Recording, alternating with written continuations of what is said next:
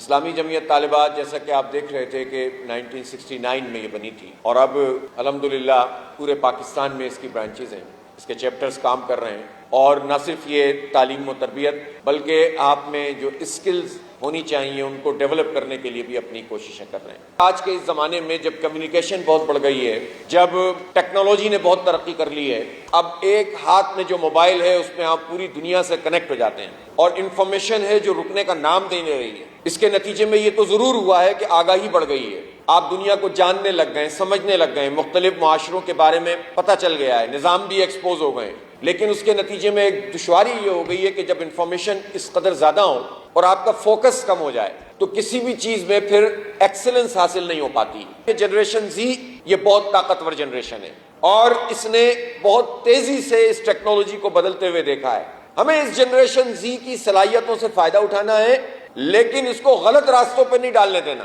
یہ ایک بیلنس سے اگر ہم نہیں پیدا کر سکے تو ایک رویہ یہ ہوتا ہے کہ آپ کہیں کہ بس یہ بالکل ہی ٹھیک ہے اور باقی سارے غلط تھے، اور دوسرا رویہ یہ ہوتا ہے کہ ہم اپنی نئی جنریشن کو اپنے مقابلے پہ لا کر کھڑا کر دیتے ہیں۔ لہٰذا میں ان لوگوں سے جنہیں بومرز کہا جاتا ہے، ان لوگوں سے جو ملینیلز کہلاتے ہیں، پچھلی جنریشنز کے لوگ، ان سے یہ ضرور کہنا چاہتا ہوں کہ اس جنریشن زی کو یہ اللہ تعالیٰ نے آپ کو ایک بہت قیمتی دولت دی ہے، انسانیت کو، اس کی قدر کریں۔ یہ کنیکٹڈ ہیں، یہ پوری دنیا میں ایک دوسرے سے واقف ہیں، ان کے مزاج ایک طریقے سے ترتیب پا رہے ہیں، یہ سوچتے ایک طرح سے ہیں، یہ سوال کرتے ہیں، ان کو جواب چاہیے ہوتے ہیں، یہ کچھ کرنا چاہتے ہیں۔ اگر آپ ان کو صحیح رخ نہیں دیں گے تو بھونچال آ جائے گا، پریشانی بڑھ جائے گی۔